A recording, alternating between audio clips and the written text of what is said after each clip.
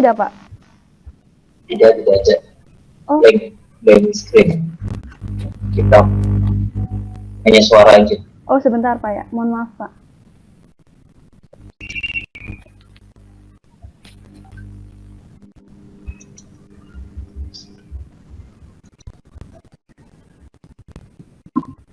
Sudah muncul belum ya, Pak ya? Sebentar, masih loading. Oke, sudah. Oke ya, Pak. Oke. Saya lanjutkan ya, Pak. Assalamualaikum warahmatullahi wabarakatuh. Perkenalkan, nama saya Nindya Maharani dengan NIM 11190376. Saya adalah perwakilan dari kelompok 3 dari kelas 11 4B24. Di sini kelompok kami akan menjelaskan teori tentang analisa perancangan sistem informasi akuntansi dengan judul Sistem Transaksi Berbasis Web dengan framework Laravel pada e-commerce UMKM. Yang akan saya sampaikan di sini adalah yang pertama adalah bab 1 yaitu pendahuluan. Untuk poin 1.1 yaitu latar belakang masalah.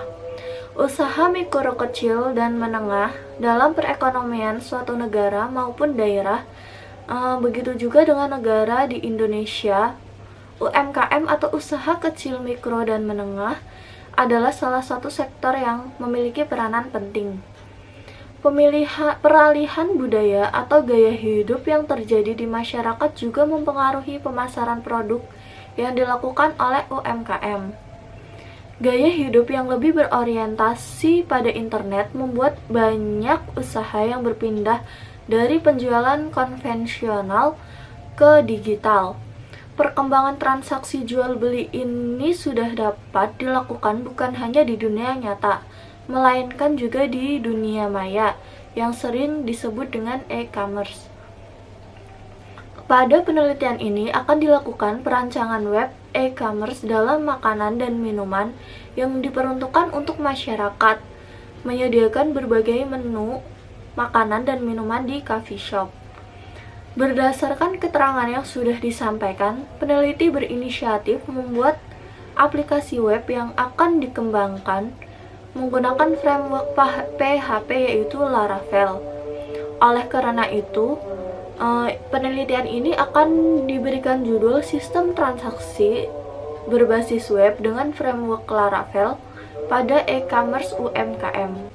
Adapun tujuan dari makalah kami itu untuk memenuhi tugas kelompok kami dari mata kuliah Analisa Perancangan Sistem Informasi Akuntansi. Secara garis besar, tujuan dan manfaat dari pembuatan makalah ini yaitu untuk membuat sebuah aplikasi e-commerce berbasis web menggunakan framework Laravel yang diharapkan dapat bermanfaat bagi kedua belah pihak, yaitu penjual dan pelanggan. Terutama bagi coffee shop itu sendiri, sangat membantu untuk mempromosikan berbagai macam minuman kopi yang tersedia.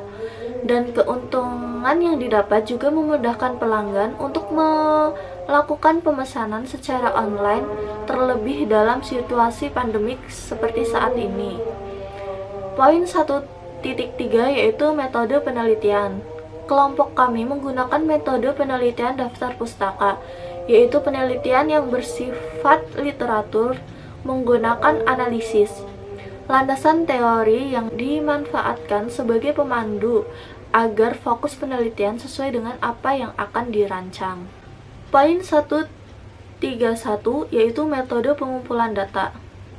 Dari penelitian ini, kelompok kami menggunakan metode studi literatur, yaitu penelitian yang dilakukan dengan cara mencari dan mengumpulkan data pustaka atau referensi atas landasan teori yang relevan dengan kasus atau permasalahan yang sedang kami teliti. Referensi tersebut kami cari dari buku, jurnal, dan ada juga yang berasal dari internet. Yang berikutnya yaitu poin 1.3.2 yaitu metode pengembangan software. Metode pengembangan software yang kelompok kami gunakan yaitu waterfall, yang salah satu metodenya yaitu System Development Life Cycle atau sering disingkat dengan SLDC. Ada 5 tahapan proses di waterfall, diantaranya yaitu communication, planning, modeling, construction, dan deployment. Metode waterfall melibatkan berbagai proses yang sistematis dan komprehensif. Sumber daya dan tahapan pengerjaannya dikumpulkan secara lengkap sehingga dapat mencapai hasil yang maksimal. Poin selanjutnya yaitu poin 1.4, yaitu ruang lingkup. Pada pembahasan ini terfokuskan pada satu, perancangan pembuatan sistem transaksi aplikasi web e-commerce pada coffee shop. Yang kedua yaitu melakukan simulasi sistem transaksi perancangan yang telah dibuat pada coffee shop berbasis web dengan framework Laravel pada e-commerce UMKM. Kemudian yang selanjutnya adalah bab 2. Di sini adalah landasan teori. Poin 2.1 konsep dasar. Poin 2.1.1 yaitu konsep dasar sistem. A. UMKM, usaha mikro kecil dan menengah atau UMKM merupakan salah satu bagian penting dari perekonomian suatu negara ataupun suatu daerah. Tidak terkecuali di Indonesia, pengembangan sektor usaha kecil dan menengah memberikan makna tersendiri pada usaha peningkatan dan pertumbuhan ekonomi serta dalam usaha menekan angka kemiskinan suatu negara. Pertumbuhan dan pengembangan sektor UMKM sering diartikan sebagai salah satu indikator keberhasilan pembangunan, khususnya bagi negara-negara yang memiliki income per kapita yang rendah. Sebagai gambaran, pada tahun 2011 sampai dengan 2012, walau sumbangannya dalam output nasional atau PDB hanya sebesar 57,94%, namun UMKM memberi kontribusi sebesar 99,9% dalam jumlah badan usaha di Indonesia serta mempunyai andil 97,24% dalam penyerapan tenaga kerja. Ini diambil dari situs www.depkop.co.id. Peranan UMKM yang sangat besar tersebut memberikan penjabaran bahwa UMKM harus dapat ditingkatkan lebih baik lagi. UMKM akan bertahan dan bersaing apabila mampu menerapkan pengelolaan manajemen secara baik. Pengelolaan manajemen secara umum mencakup bidang pemasaran, produksi, sumber daya manusia atau SDM, dan keuangan. Kemudian poin B yaitu e-commerce.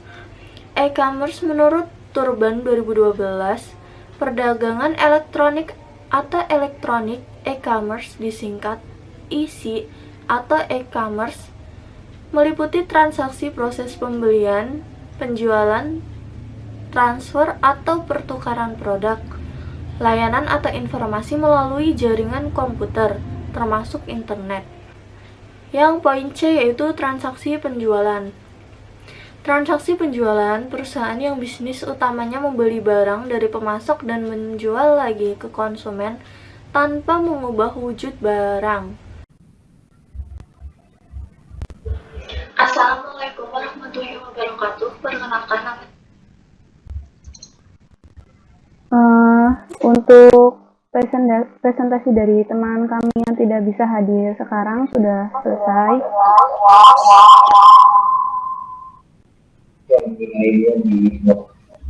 Ya, maaf Pak. Jadi akan dilanjutkan oleh teman kami Mbak Ana Maria.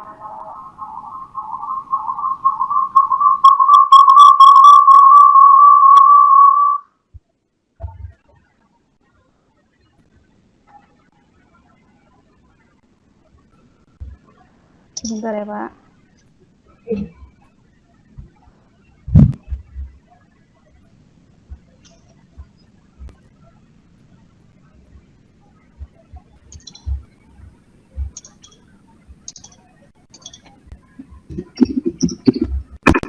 Untuk Mbak Ana dipersilahkan ya Mbak Ana.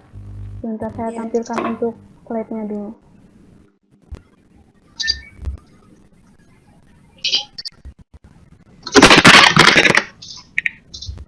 Selanjutnya, 2.12 ada konsep dasar program. Yang A, Web Framework. Framework PHP pada umumnya menerapkan arsitektur yang dinamakan dengan model, view, dan control atau MVC. MVC adalah model pembuatan program yang menerapkan arsitektur aplikasi menjadi 3 bagian, yaitu memisahkan antara model, view, dan controller. Yang B ada Laravel. Laravel adalah framework open source PHP yang dibuat oleh Taylor Otwell yang ditunjukkan untuk pengembangan aplikasi web mengikuti model, view, dan controller atau pola arsitektur. Yang kedua, fungsi Laravel digunakan untuk berinteraksi dengan database seperti mengambil semua baris, mengambil baris dengan kata kunci utama, menggunakan full untuk menyaring baris, melakukan sisipan, melakukan update, dan lain-lain. Yang C, Data Management System atau DBMS. DBMS, Data Management System, yaitu sistem perorganisasian dan sistem pengolahan database pada komputer. DBMS dipakai untuk membangun basis data yang digunakan komputerisasi. Dalam aplikasi ini, kita menggunakan aplikasi DBMS yaitu MySQL.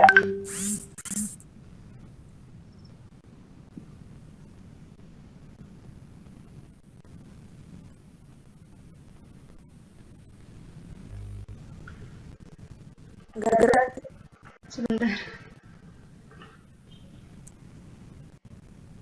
Sebentar ya.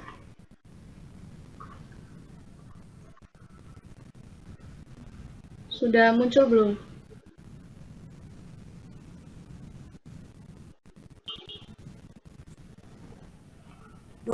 Dua peralatan pendukung. Yang pertama ada Enterprise Architect sebagai aplikasi pendukung dalam mendesain rancangan sistem dalam aplikasi eCoffee. Yang kedua ada Visual Studio Code. VST digunakan sebagai text editor dalam pembuatan aplikasi eCoffee. Ada XAMPP merupakan tool yang menyediakan paket perangkat lunak ke dalam satu buah paket seperti web server, PHP, dan MySQL.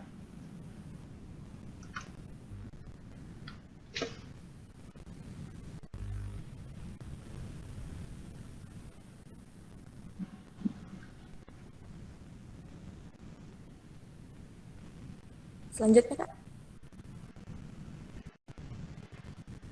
3.1 ada tinjauan perusahaan. Coffee Shop merupakan coffee shop yang beroperasi di Ciwidey. Coffee shop ini didirikan pada tanggal 18 Juni 2018 dengan tema sebuah warung kopi yang tak hanya menjual minuman kopi, akan tetapi lebih menyerupai kafe yang menyediakan berbagai macam makanan dan minuman yang sangat beragam. Selanjutnya.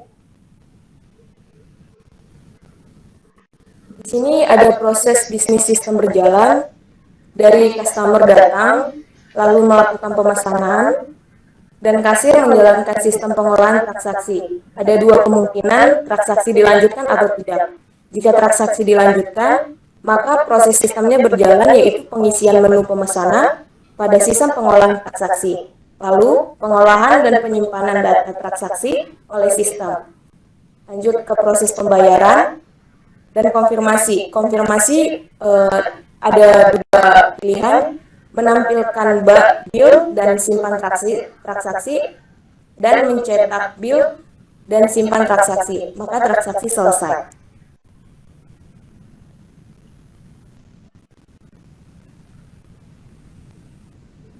Di sini juga ada dokumen masukan. Bisa dilihat ada spesifikasi dokumen masukan. Nama dokumennya invoice pemesanan, fungsinya sebagai data menu yang dipesan oleh customer, sumbernya customer, tujuannya bagi bagian pemesanan kasir, medianya kertas, jumlahnya 1 lembar, frekuensinya setiap customer memesan menu, bentuknya A8.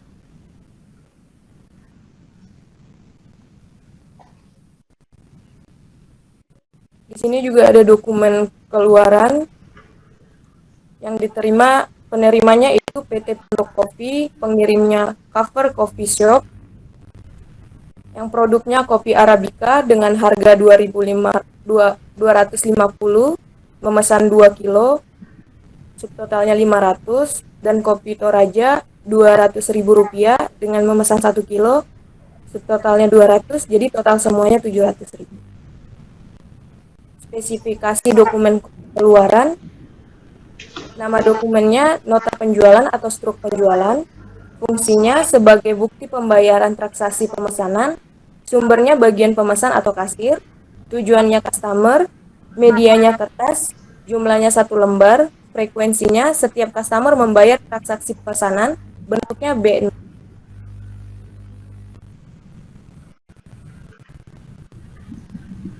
Kriteria 2.4 permasalahan pokok. Yang A, masalah sistem. Belum adanya sistem untuk mencatat setiap data transaksi dan informasi keuangan pada saat ini. Tidak efisiennya akan sistem manual dapat dilihat pada saat pencarian data atau informasi yang diperlukan, membutuhkan waktu yang lama.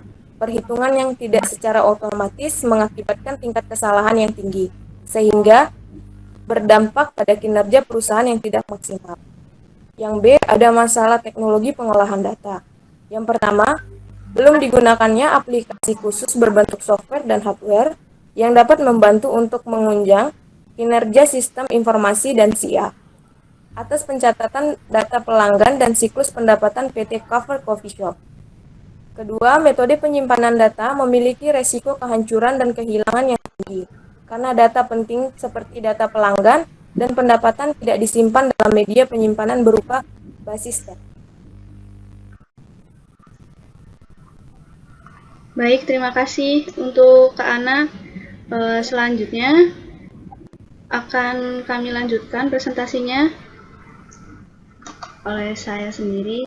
Di sini sudah muncul ya teman-teman dan Pak Yahya untuk slide-nya. Soalnya dari tadi error.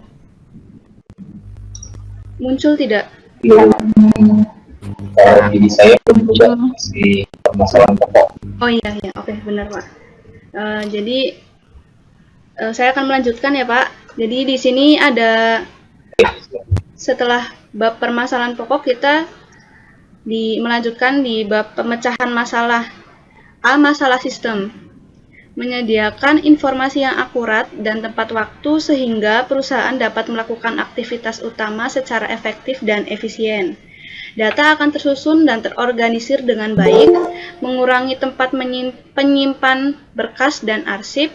Informasi yang dihasilkan oleh sistem dapat didapatkan secara detail dan akurat sehingga tidak mempengaruhi laporan dan perhitungan laporan dapat dibuat secara otomatis. B. Masalah teknologi pengolahan data. Yang pertama, pengolahan data meningkatkan efisiensi operasional. Yang kedua, pengolahan data perusahaan dapat menghasilkan informasi yang bisa dimanfaatkan untuk mengambil keputusan penting. Yang ketiga, meningkatkan inovasi perusahaan dalam berbisnis. Yang keempat, pengelolaan data menggunakan sistem informasi selain meningkatkan efisiensi dan efektivitas pekerjaan, dapat meningkatkan brand perusahaan yang penuh inovasi. Hal tersebut secara tidak langsung memudahkan customer dan meningkatkan tingkat kepercayaan dikarenakan tingkat profesionalitas perusahaan yang sudah menggunakan sistem. 3.3 yaitu analisis kebutuhan software. Analisis kebutuhan fungsional. Analisis kebutuhan fungsional studi kasus penjualan di Chopper Coffee Shop melakukan transaksi penjualan makanan, minuman, dan snack kepada customer. Proses berawal dari customer datang ke Chopper Coffee Shop, kemudian customer datang ke bagian pemesanan atau kasir untuk memilih menu yang akan dipesan. Kemudian bagian pemesanan atau kasir akan memberikan bill untuk pembayaran. Lalu customer membayar sejumlah uang sesuai di nota penjualan. Setelah melakukan pembayaran, customer menunggu hingga menu yang dipesan selesai disiapkan. Bagian pemesanan atau kasir akan memanggil customer sesuai dengan nomor urutan pemesanan atau nama pemesan dan menyerahkan menu yang dipesan. Customer menerima menu sesuai dengan pesanan lalu menikmati hidangan di meja makan yang tersedia. Yang pertama, pemakai sistem di sini adalah admin atau pemilik dan user atau bagian pemesanan atau kasir. Yang kedua, di mana perangkat lunak yang digunakan yaitu sistem penjualan. Dan yang ketiga, data dan informasi yang akan diproses adalah data menu seperti makanan, minuman, dan snack dan juga laporan penjualan. proses bisnis sistem penjualan. Yang pertama proses pemesanan, yaitu yang tadi sudah disebutkan, customer datang ke Chopper Coffee Shop, kemudian memilih menu yang akan dipesan, dan melakukan pembayaran sesuai dengan nota yang diberikan. Yang kedua yaitu proses penerimaan pesanan, yaitu customer akan menerima menu pesanan yang selesai disiapkan ketika bagian pemesanan atau kasir memanggil sesuai dengan urutan nomor pemesanan. Yang ketiga yaitu proses laporan. Semua transaksi pemesanan yang terjadi akan otomatis terinput ke laporan penjualan yang kemudian akan di-recheck atau cek ulang oleh admin atau pemilik. Selanjutnya di sini ada use case diagram dari Chopper Coffee Shop. Akan singkat saja saya jelaskan agar waktunya tidak terlalu lama. Di sini Chopper Coffee Shop sistemnya sendiri itu memiliki dua aktor, yaitu admin dan kasir, di mana admin ini memiliki asosiasi atau berhubungan dengan beberapa use case. Di antaranya seperti yang bisa kita lihat, yaitu seperti login, kelola database, kelola keamanan, dan yang lain-lain. Dan untuk kasir sendiri memiliki asosiasi atau berhubungan dengan use case kelola transaksi, di mana kelola transaksi ini memiliki hubungan include, yang artinya use case kelola dan cetak bill merupakan bagian dari use case kelola transaksi. Di sini disediakan juga activity diagram dari Chopper Coffee Shop, yaitu jalannya sistem penjualan di Chopper Coffee Shop. Di sini ada login untuk start atau status awal, lalu ada aktivitas yaitu memilih kelola transaksi, dan sistem akan mengelola transaksi, lalu database membuat data transaksi, dan terdapat decision atau konfirmasi, dua pilihan, di mana jika memilih tidak akan kembali ke kelola transaksi, jika iya akan melanjutkan untuk mengisi data transaksi. Dan di sini dilanjutkan sampai decision terakhir, yaitu memiliki konfirmasi, di mana kita hanya menyimpan transaksi namun tidak mencetak bill, atau kita menyimpan transaksi dengan mencetak bill. Lalu di sini juga kami sediakan untuk desain Entity Relationship Diagram atau ERD dari Chopper Coffee Shop. Akan secara singkat saja kami jelaskan, kami ambil contoh saja di sini. Di sini ada entity user, di mana user ini memiliki beberapa atribut, diantaranya ID, name, password, dan email. User ini juga memiliki relationship dengan food, drink, dan snack, di mana relationship-nya itu user bisa menampilkan menu, diantaranya menu food, snack, dan drink. Dan user juga memiliki relationship dengan entity temporary pemesanan bahan baku, di mana user dapat menginput temporary pesanan bahan baku. Baik, untuk selanjutnya akan dilanjutkan oleh teman kami, Kak Caca. Sebentar, saya accept dulu untuk teman-teman yang lain. Tidak ada yang. Baik, Kak Caca, silahkan. Baik, di sini saya akan menjelaskan tentang logika record LRS, di mana di sini diterangkan bahwa kalau LRS itu yaitu representasi dari struktur record pada tabel-tabel yang berbentuk dari hasil antar himpunan entitas. Yang di sini kita bisa dapat ambil contoh secara singkatnya, yaitu seperti ada user, ada yang terhubung dengan pemesanan, lalu ada supplier yang terhubung dengan beberapa kegiatan, yaitu seperti pemesanan bahan baku, temporary pemesanan bahan, ada bahan baku, lalu dilanjutkan dengan detail pemesanan bahan baku, lalu ada pembelian bahan baku, lalu ada yaitu pembelian bahan baku, ada terdapat juga retur pembelian bahan baku, dan detail retur pembelian bahan baku. Lalu di sini ada bagian user yang akan langsung terhubung dengan drink, snack, dan foodnya, yang akan dilanjutkan dengan temporary order, detail order, transaksi, dan dilanjutkan dengan pembayaran. Di sini ada beberapa spesifikasi file. Di sini kita dalam 3.4.3 ini, di sini spesifikasi filenya ada table bahan baku, di mana ada kode bahan baku, nama bahan baku, harga bahan baku, stok bahan baku yang terhubung dengan table drink, yaitu ada kode menu, nama menu, gambar menu, harga menu. Lalu di sini ada table food, yaitu di mana elemen data, elemen data ini yang terdapat di food ini, yaitu ada kode menu, nama menu, gambar menu, dan harga menu. Lalu di kolom snack juga ada kode menu, nama menu, gambar menu, dan harga menu. Lalu dilanjutkan dengan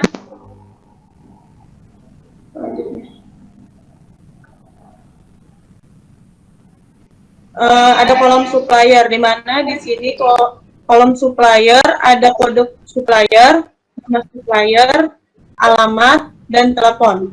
Lalu di sini ada kolom user, di mana di sini ada ID user, nama user, email user, dan password user. Terdapat juga dengan tabel pemesanan bahan baku, yaitu nomor pemesanan, tanggal pemesanan, dan total pembayaran, lalu terhubung dengan kode supplier. Lalu selanjutnya ada detail pemesanan bahan baku, di mana detail pemesanan bahan baku ini elemen datanya yaitu nomor pemesanan, kode bahan baku, kuantiti pemesanan, total pembayaran. Lalu di sini ada tabel temporari pemesanan bahan baku yang terdapat dengan kode bahan baku dan kuantiti pemesanan. Lalu ada pembelian bahan baku, di mana pembelian bahan baku tersebut. Lalu ada detail pembelian bahan baku, yaitu ada nomor pembelian, kuantiti pembelian, subtotal. Lalu ada retur pembelian bahan baku, ada nomor retur, tanggal retur, dan total retur. Lalu ada tabel detail retur pembelian bahan baku, di mana di sini terhubung dengan nomor retur, kode bahan baku, kuantiti retur, dan subtotal retur.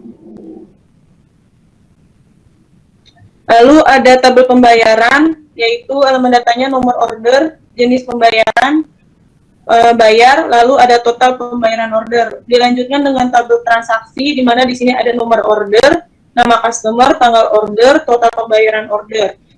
Dilanjutkan dengan tabel detail order, yaitu nomor order, kode menu, quantity order, dan subtotal order. Lalu ada nomor order, tanggal pembayaran order. Di sini ada tabel temporary order, yaitu di mana ada nama menu, kuantiti pemesanan, quantity order, dan subtotal order. Di sini saya akan menjelaskan tentang kelas diagramnya, yaitu di mana pengertian kelas diagram ini adalah jenis diagram struktur statis dalam UML yang menggambarkan struktur sistem dengan menunjukkan sistem kelas atribut, metode, dan hubungan antar objek. Yang saya akan contohkan yaitu dalam kelas diagramnya ini, yaitu seperti user yang akan terhubung dengan detail order, temporary order, transaksi, dan pembayaran. Dalam detail order ini akan terhubung dengan drink, food, dan snack. Lalu ada supplier, di mana supplier ini akan terhubung dengan bahan baku, temporary pemesanan bahan baku, lalu dilanjutkan dengan detail pemesanan bahan baku, lalu pemesanan bahan baku yang terhubung dengan kode supplier, yaitu dilanjutkan dengan pembelian bahan baku, di mana pembelian bahan baku ini terdapat pembelian bahan baku, lalu dilanjutkan dengan detail pembelian bahan baku, lalu apabila ada retur, yaitu ada retur pembelian bahan baku, lalu detail pembelian bahan baku.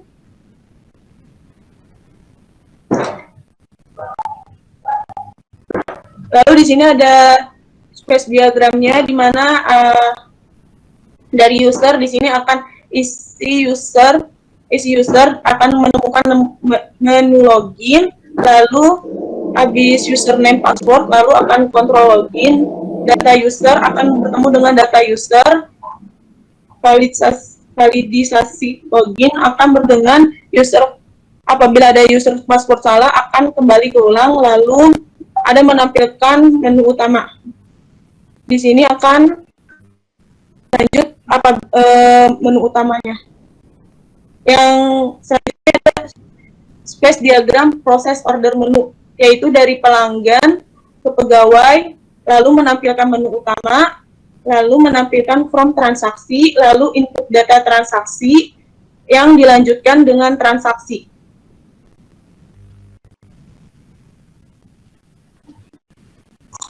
Terima kasih untuk Kak Caca, akan dilanjutkan oleh Mas Wida Cahyudi, silakan.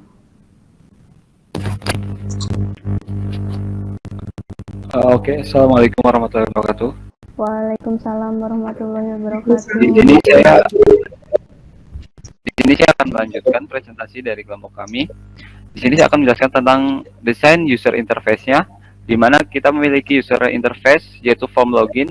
Bisa dilihat pada layar ya. Di situ ada input memasukkan email address dan password.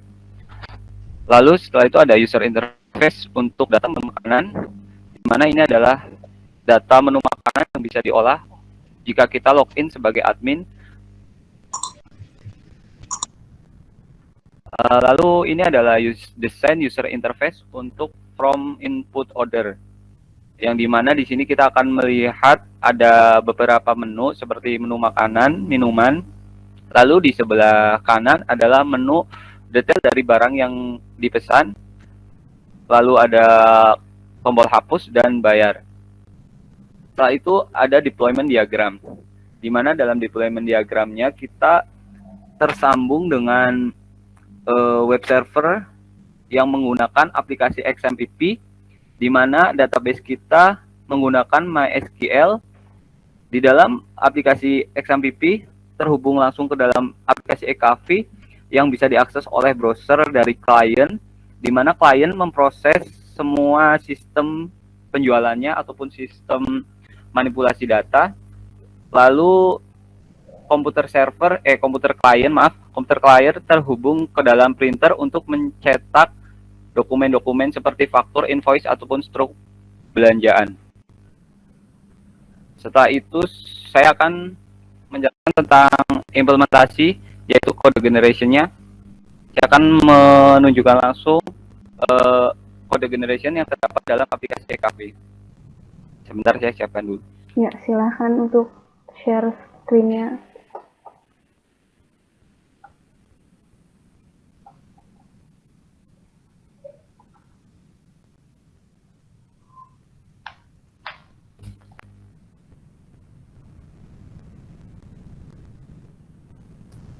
Ya, apakah sudah tampil di layar? Sudah, silahkan dilanjutkan. Ya, ini adalah shortcut untuk form input order yang tadi ditampilkan dalam user interface, di mana di sini datanya seperti ini ya, bisa disimak sebentar. Di dalam tampilan bodinya, kita menampilkan daftar menu makanan yang diambil dari database, yaitu food, ada drink, lalu ada snack. Di sini kita memproses untuk proses input ordernya. Bisa dilihat seperti di tampilan layar ya. Oke, lalu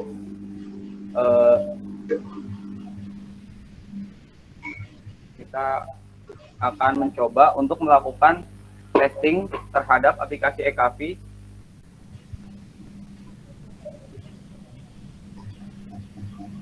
Dalam aplikasi eKafi ini kita melakukan testing dengan menggunakan black box testing. Saya akan simulasikan untuk black box testingnya. Kita jalankan terlebih dahulu ya.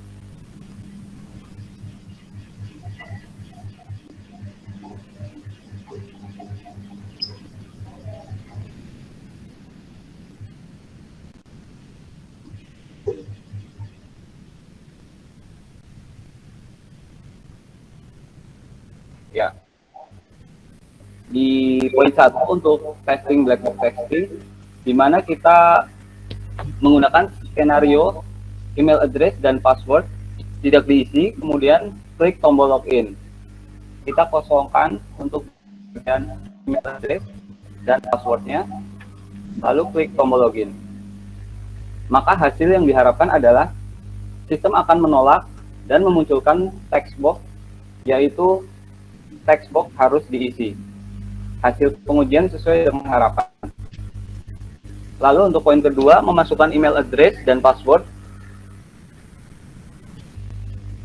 tidak diisi, kemudian untuk email addressnya diisi, kemudian passwordnya tidak diisi.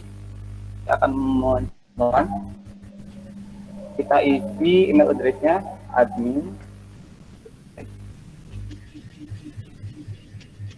Untuk passwordnya kita kosongkan. Lalu klik tombol login. Ya, kita menemukan di sini ada text box, yaitu text box harus diisi sesuai dengan harapan dari skenario di dalam black box testing. Setelah itu, kita akan mencoba untuk mengkosongkan email address-nya, lalu memasukkan password-nya saja. Kosongkan email address, lalu memasukkan password-nya saja. Lalu klik tombol login, maka sistem pun akan menolak seperti pada testing 1 dan 2, akan memunculkan pesan text box harus diisi. Setelah itu kita akan melakukan testing dengan menggunakan salah satu kondisi salah pada email address atau password. Kemudian klik tombol login. Kita mengisi email address admin@gmail.com.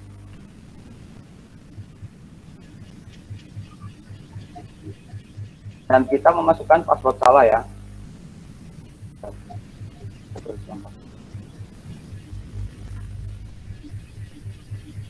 Ini adalah password yang benar.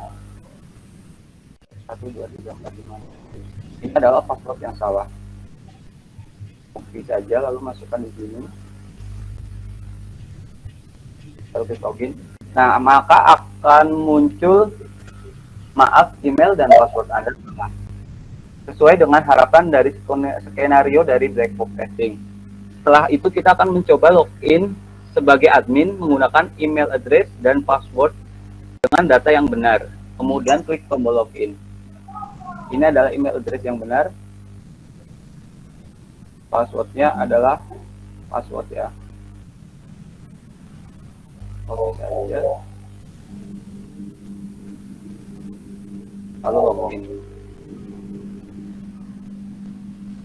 Nah, seperti dalam black box testing dijelaskan di sini, sistem akan menerima akses login dan menampilkan pesan login berhasil, selamat datang admin. Bisa dilihat dalam layar. Ini adalah pesan yang ditampilkan oleh halaman utama dari aplikasi eKafi tersebut. Lalu kita akan mencoba untuk melakukan black box testing yang selanjutnya, yaitu dengan login sebagai user untuk masuk ke menu utama sebagai user. Kita memasukkan email address sebagai user, yaitu user@gmail.com. Passwordnya masih password, lalu kita klik login. Nah, ini adalah hasil ketika kita login sebagai user. Di sini pun muncul pesan login berhasil, selamat datang user. Sebelum masuk ke slide berikutnya, sedikit saya akan mendemonstrasikan prototipe aplikasi dari eKafi tersebut dengan login sebagai admin.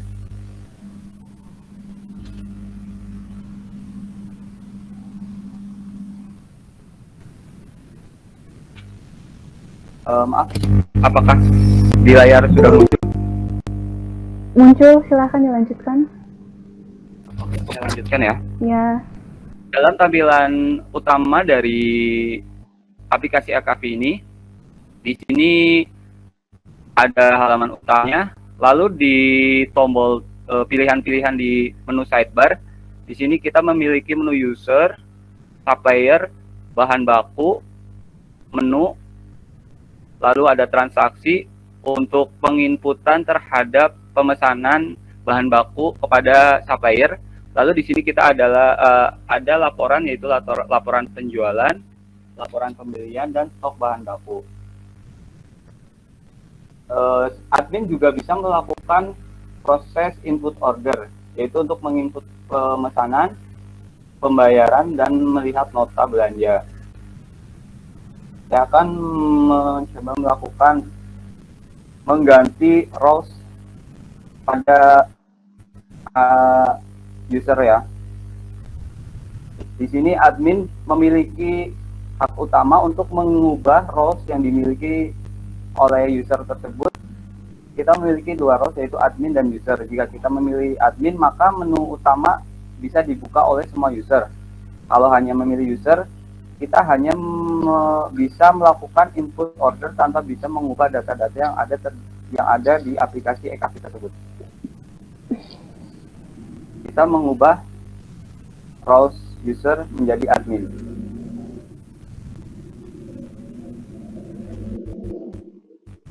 Lalu kita login lagi sebagai user ya, yang sudah dirubah menjadi admin.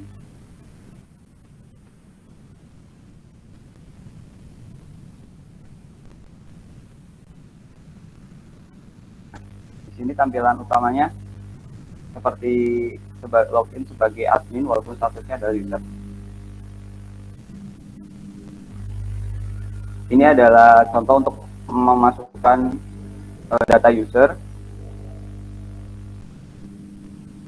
Untuk bahan baku bisa dilihat, kita bisa tambah data bahan baku dengan kode, nama, harga, dan stok. Di bagian menu kita bisa mengubah menu apa saja yang terdapat dalam input pemesanan. Ini adalah form untuk input pemesanan, di mana di bagian daftar makanan terdapat menu makanan yang kita sesuaikan. Lalu ada menu minuman, itu untuk menu tambahan lainnya. Kita bisa rubah, tambah, dan hapus data di menu makanan ini lewat pilihan menu, yaitu food atau drink. Misal kita menambah drink, kita akan menambah salah satu menu.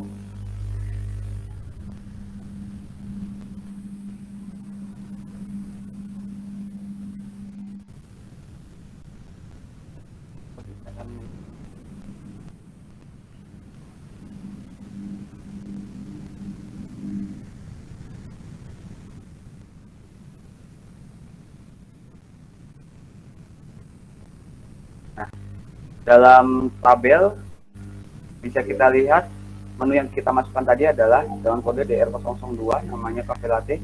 Di sini tidak bisa melihat gambar secara langsung ya, tapi hanya linknya saja. Di link ini kita bisa melihat gambar apa yang telah diupload. Nah, ini adalah gambar yang kita upload tadi. Untuk melakukan testingnya, kita lihat di input pemesanan apakah datanya sudah muncul. Nah, di sini sudah tambah ya. Untuk demonya mungkin itu saja. Lanjut untuk ke bagian slide selanjutnya.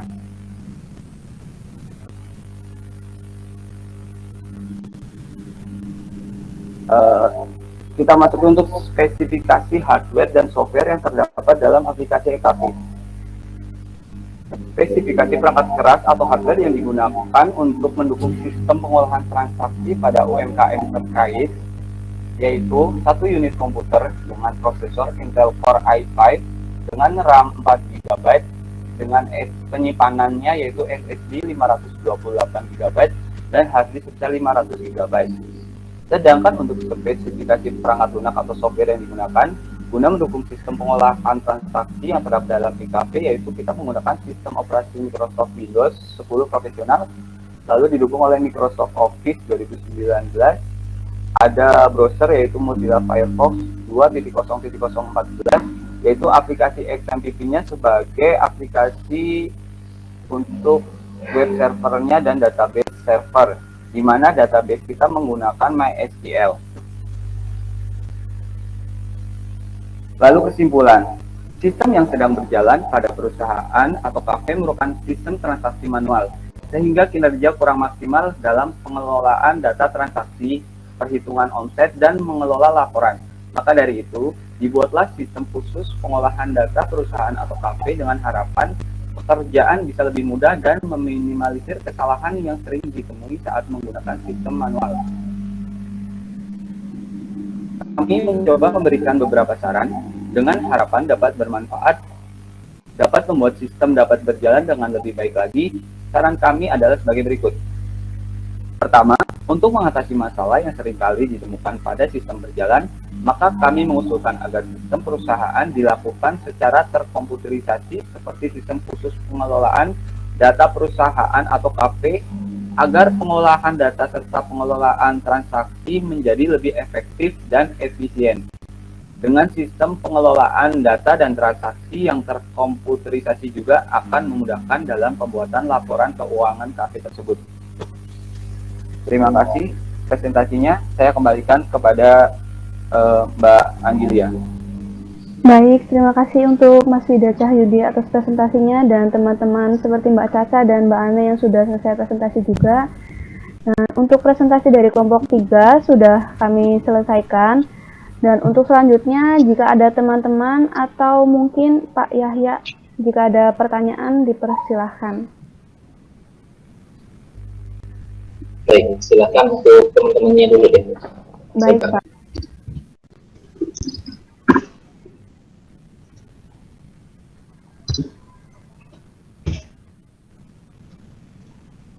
Nah, ini adalah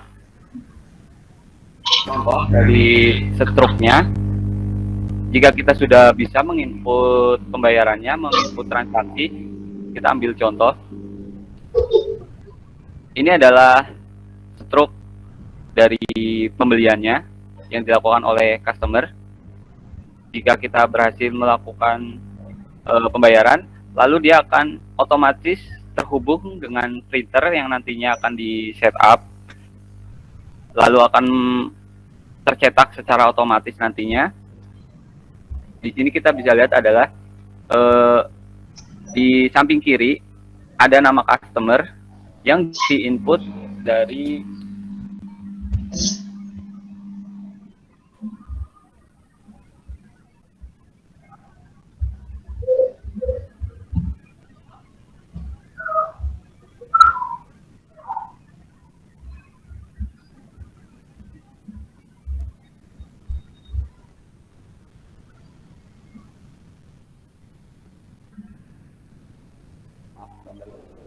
dan di sini adalah nama customer yang diinput dari nama pemesan.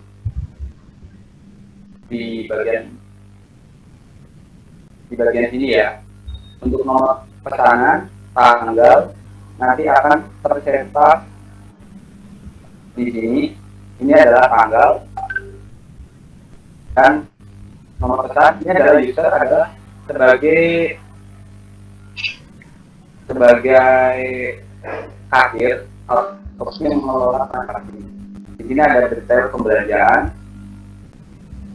lalu kita menghitung total belanja dan metode pembayaran lalu kembalian. Ini hanya desain untuk tampilan struk pembelanjaan karena kita belum melakukan input order ya. Kira-kira seperti itu. Iya, terima kasih Pak. Jadi ada gambaran. Terima kasih atas jawabannya. Ya, baik. Saya kembalikan ke Bang Hidayah. Ya, baik. Terima kasih Mbak Agustin untuk pertanyaannya dan terima kasih untuk Mas Wida Cahyudi untuk penjelasannya. Untuk teman-teman yang lain masih kami tunggu atau untuk dari Pak Yahya sendiri, Pak, ada pertanyaan ya, Pak? Baik, sambil menunggu teman-teman, mungkin saya mengawali ya. Iya, Pak. Kedua, mungkin saya akan tanya per masing-masing anggota ya. Baik, Yang Pak. pertama mungkin tadi pemaparan oleh Mbak Ana Maria ya. Online kan ya? Iya, masih Pak. Online ya. Oke, Ana Maria tadi itu ya. Baik, Oke, Pak. apa-apa. Terima kasih. Oke, lanjut. Masih ada waktu ya. Kemudian tadi saya bilang nanyanya per orang ya. Iya, Pak. Kemudian berikutnya itu Angelia ya. Iya, betul, Pak. Oke. Yulia tadi ngebahas tentang use case diagram, Betul, Pak. use case diagram dan activity untuk diagram sistem usulannya atau sistem yang terkomputerisasi. Betul. Baik, di sini yang saya ingin tanyakan,